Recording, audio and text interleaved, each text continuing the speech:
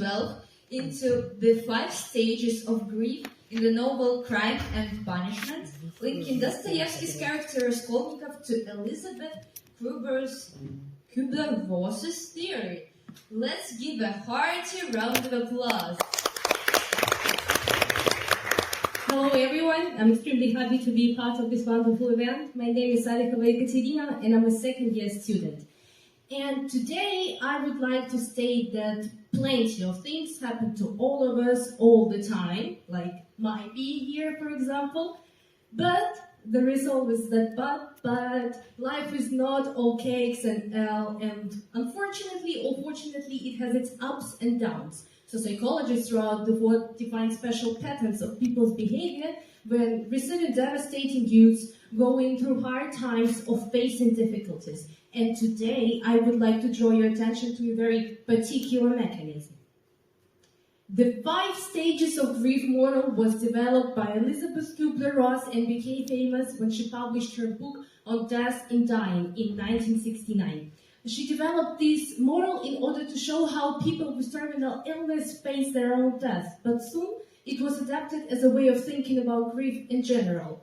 So what are the stages? They are denial, anger, bargaining, depression, and acceptance. They're often talked about as if they happen in order, but Kubler-Ross in her writing makes it clear that the stages are not linear, and people can experience these stages at different times.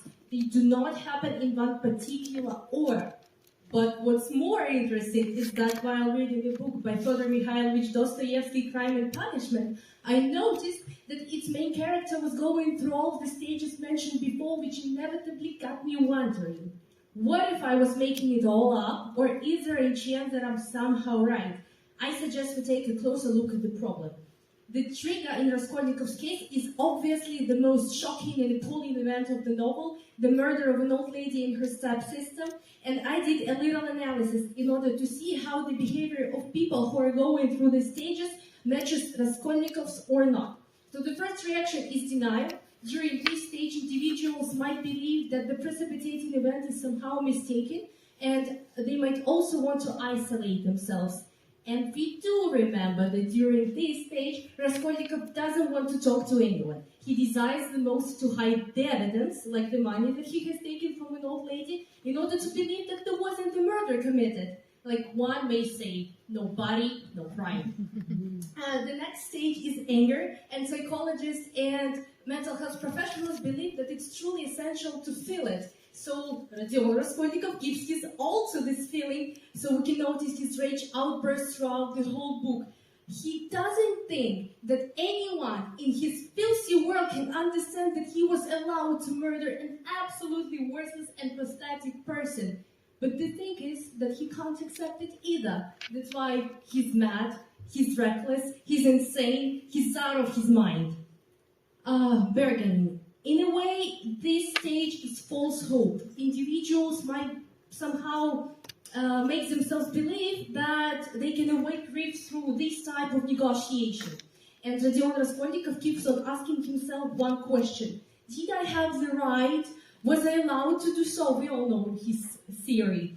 And I see it as he was trying to assure himself that what was done is not such a big a deal, but still, he's not 100% sure. Besides, I also consider his thoughts of going to the police and saying that he committed the crime as a part of this stage. He was like, should I go there? Oh no, maybe I should stay, I don't know.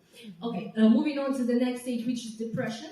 Rodion Raskolnikov during this phase is absolutely devastated, and people who are experiencing depression, they might withdraw from life, feel numb, or not want to talk to anyone. They might want to stay in bed and also experience suicidal thoughts like, what's the point of going on? Why should I try harder? Rodion Raskolnikov doesn't think that he can be forgiven. He thinks that he is incapable of opening a new chapter to himself. He doesn't think about future, and that's how I see the phase of depression for him.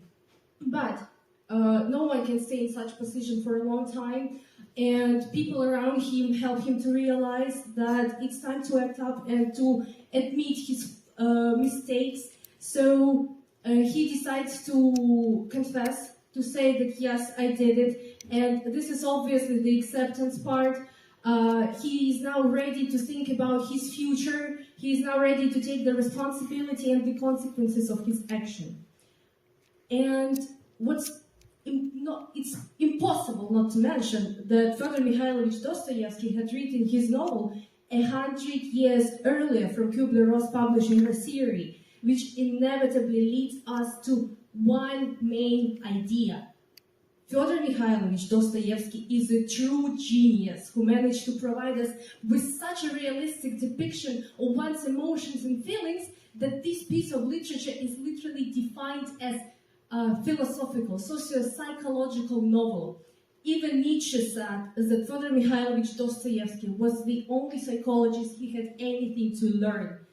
And I can't disagree with this statement. Fyodor Mikhailovich Dostoevsky is great. I highly recommend everyone to read his book, to read this particular book. And if you have already read it, read it again and tell me whether you see there what I see. Thank you so much for your attention. Thank you so much for your time. I'm now ready to answer all of your questions.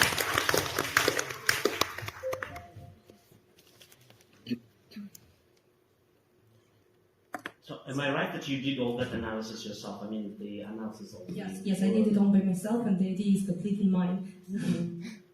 Great. And if you have any questions about how relevant or how real the theory is, I discussed it with one of our doctors of philology, with Vurgu. I'm sorry.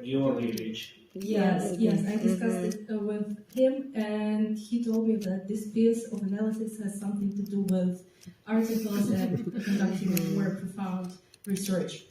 It does. Just a comment, actually. They're interesting, thought-provoking, just perfect timing, beautifully performed, and you do make me, I guess, reread this piece of writing once again. Thank you so much. That is definitely right. Thank you. I have a comment as well. So I'm really impressed by your speech. That was great, marvelous. And that makes me just think, probably Fyodor Mikhailovich Dostoevsky was the founder of that theory. And it was 100 years later. Yeah, actually, thank you so much for your comment. It's very important. We all know that the topic of a writer as a predictor is very popular. We have a lot of poems dedicated to this topic. We know Pushkin, we know Lermontov with their poet, with this Prorok. They have several poems like that, and we can't deny that Fyodor Mikhailovich Dostoevsky is just one of them. We have the same ideas. Right. So I also have the question. Of course, he is Dostoevsky, one of the most recognizable Russian writers in the world, and it is true. The same as Tolstoy. But was it possible for you to read Crime and Punishment in English? Thank you so much for the question. I was waiting for it. Actually, I read the book in Russian, and I read extracts from the book in English that I needed. And that is another interesting topic for my research, I suppose, because there are several of translations of this book, and personally, I use the translation of Constance Garnett, and it was difficult. And what's more interesting, I believe, is to see how this theory develops in different languages. So in Russian, I may see anger here, but probably in English that might be bargaining. So it's kind of a more deeper research, but that's very interesting. That's very sophisticated. Thank you. Yes, because I'm really interested if was it possible for Garnett, for example, to translate it in a proper way, because it is absolutely unbelievably difficult story to translate him. Yes, and that was actually hard for me at first to work with it, because as I've read the book in Russian, I knew everything I needed was in Russian, but I needed to find that in the English version. That's why I needed to kind of read it, and then to find the extracts, and then to see whether they work for the theory in English language. And yes, and I hope that Constance Gardner I don't hope, I know Constance Gardner did a great job by translating this piece of literature.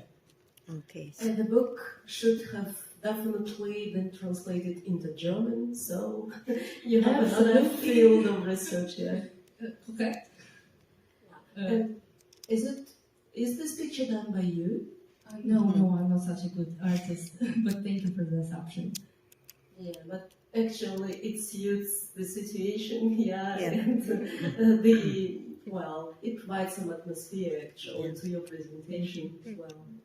The last question should be, who are you choosing as your scientific advisor next year? I will play. Thank you. Thank you so much. Thank you so much for profound and deep analysis of crime and punishment and showing us how Raskolnikov goes through these 5 stages. And your passion for literature, and especially for knowledge of Dostoevsky, I think it inspires people to read more. So I find it interesting that you have chosen a Russian literature work for analysis in English. So don't you believe that the language we speak may affect the way we think? So Diana Gardner